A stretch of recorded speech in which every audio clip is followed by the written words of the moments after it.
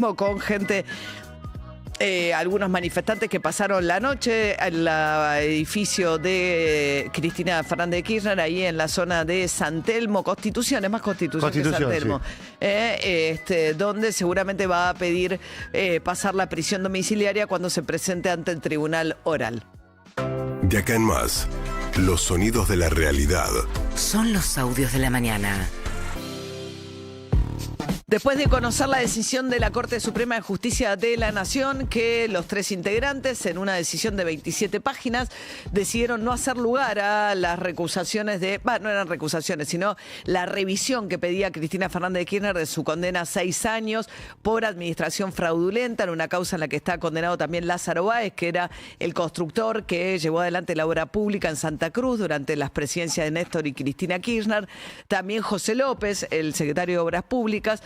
No así Julio De Vido, que era el ministro de Obras, de la cual dependía José López en aquel momento. Pero bueno, Cristina Fernández de Kirchner, causa de vialidad, condenada a 6 años de prisión y a inhabilitación para ejercer cargos públicos de manera perpetua.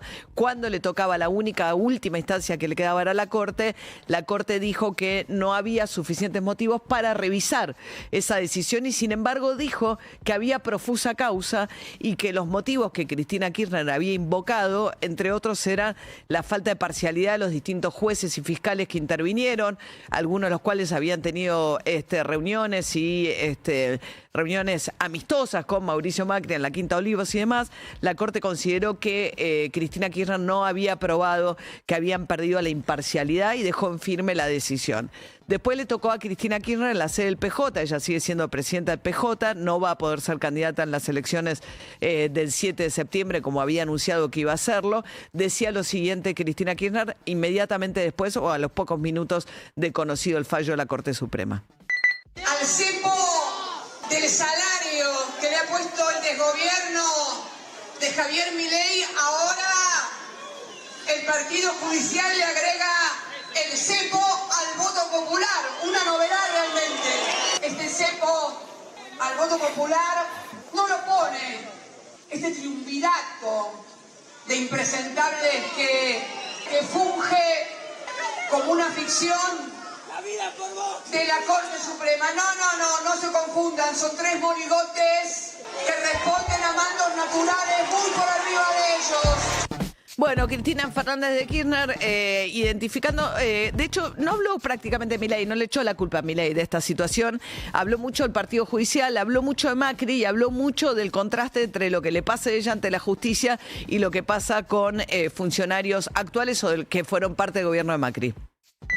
Díganme si no es una paradoja entre cruel y patética que los que se fueron en helicóptero con una Plaza de Mayo en la que dejaron más de 38 muertos, los que endeudaron al país con el megacanje y que hoy están de vuelta en el gobierno, como los que trajeron al Fondo Monetario Internacional en el año 18, hoy vuelvan a estar en el gobierno y nadie los haya llamado ni como testigos a declarar en la causa de despojo y de robo nacional que no tiene precedentes, a través de miles de millones de dólares que ingresaron y que nadie sabe a dónde están. Díganme si no es paradójico.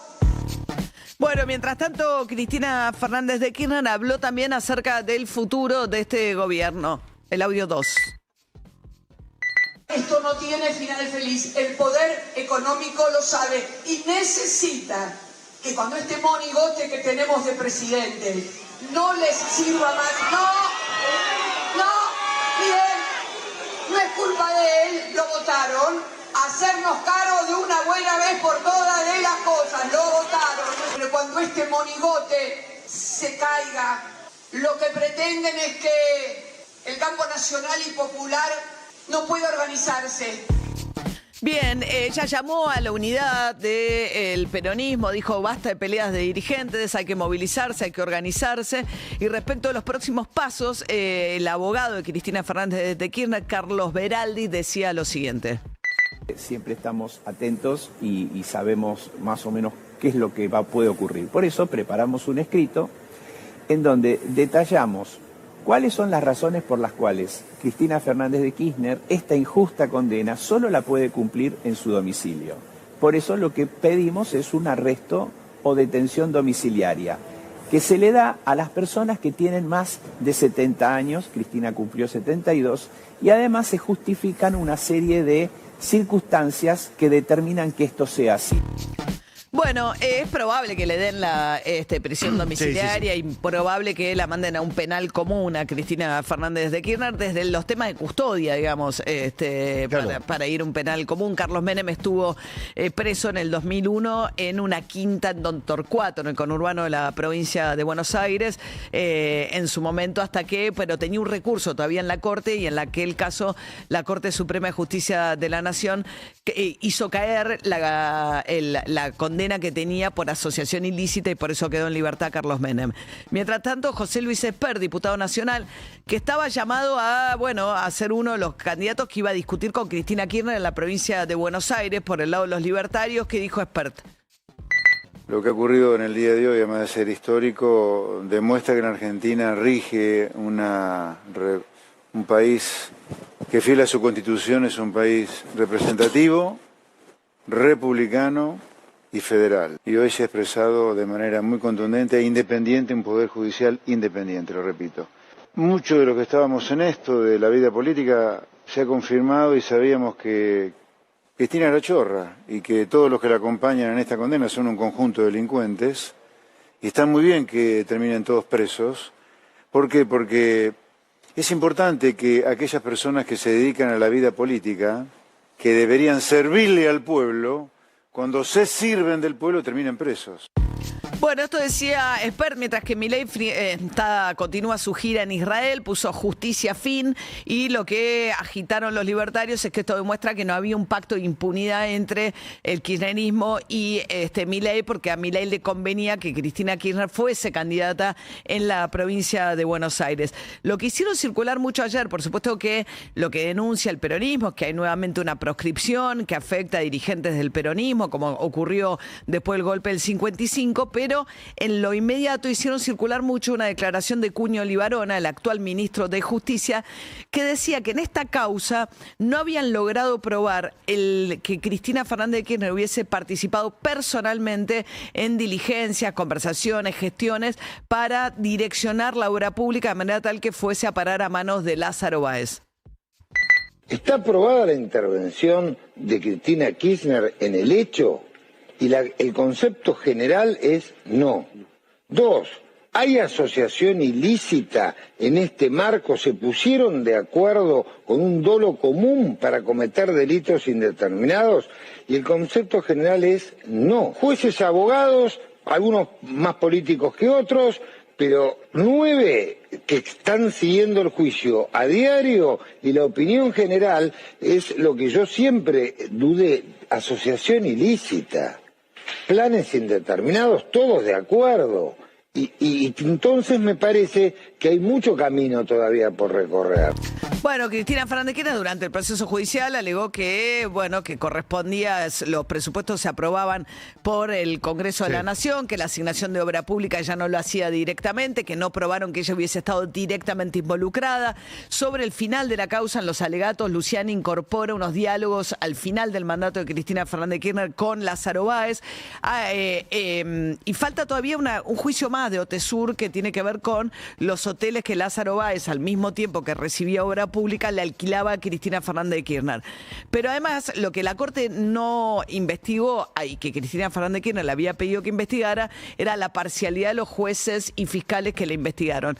Particularmente Ercolini. Ercolini es el juez federal que reabre la causa en contra de Cristina Fernández de Kirchner durante el gobierno de Mauricio Macri, y que fue parte del viaje al Lago Escondido con unos fiscales pago por el Grupo Clarín. El Grupo Clarín de una enemistad manifiesta con Cristina Fernández de Kirchner. El que había insistido con esto fue Alberto Fernández durante su mandato. Lo que pasa es, claro, Alberto Fernández, tuvo en algún momento la posibilidad de dictar un indulto antes de irse a Cristina Fernández de Kirchner. Le habían preguntado varias veces. Él dijo, no, yo no lo voy a hacer, y Cristina Fernández de Kirchner no lo quiere. Ayer, después de que Cristina Fernández de Kirchner que se confirmara la condena, salió a hablar Alberto Fernández. Yo confiaba que cuando llegara a la Corte iba a atender esos casos junto con el análisis de la sentencia definitiva. Ningún tribunal entendió cómo funciona la asignación de la obra pública en el Estado Nacional. La obra pública no es una decisión de un presidente, es una decisión del Congreso de la Nación, que la ley de presupuesto determina cuáles son las obras públicas que se van a presupuestar cada año. Y un presidente de la Nación no tiene absolutamente nada que ver con una licitación de una obra pública, porque las licitaciones las hacen o los ministerios o los gobernadores. Bueno, argumentos parecidos usó ayer Kicillof, diciendo que en realidad esto es toda una proscripción. Insisto, sobre el calendario electoral en Provincia de Buenos Aires, dijo que no había, estaban asimilando el impacto de esta novedad, que no tienen que tomar un montón de decisiones respecto de si mantienen las elecciones desdobladas, quiénes van a ser candidatos. Y dentro del peronismo hubo, fue bastante unánime la reacción planteando las críticas al fallo y adjudicándole la intencionalidad de proscribir, como dicen, a Cristina Kirchner. Y dentro de ese espectro la que se sumó fue Miriam Bregman, desde la izquierda. Y todo un debate dentro de la izquierda sobre la postura de Miriam Bregman, que claramente salió a criticar al fallo. Nosotros creemos que hay que hacer movilizaciones masivas en todo el país, que hay que tomar medidas de lucha, que nadie se pueda hacer el distraído, porque esto excede al propio caso. Esto es un mensaje político de avance antidemocrático, que como todo avance antidemocrático nos ha enseñado la historia de nuestro país, termina indefectiblemente siendo contra el pueblo. Toda la izquierda, salieron varios dirigentes de la izquierda con planteos similares. Dijimos ahí esta mañana una gente todavía ahí en el departamento de Cristina Fernández de Kirchner, en la calle. Hay también algunas facultades de la Universidad de Buenos Aires cuyos centros de estudiantes están en manos de agrupaciones de la Cámpora o afines a la Cámpora que están siendo tomadas. Es el caso de Sociales, el caso de la Facultad de Filosofía y Letras y también en FADU, seguramente porque nos reportaba un oyente que los micros no estaban pudiendo entrar a Ciudad Universitaria. Mientras tanto, decíamos que Javier Milei sigue de gira por Israel. Le van a dar un premio. El Congreso israelí decía lo siguiente ayer Milei en Israel. Esperamos poder seguir profundizando los vínculos entre nuestras naciones en base a estos fines comunes y lazos históricos.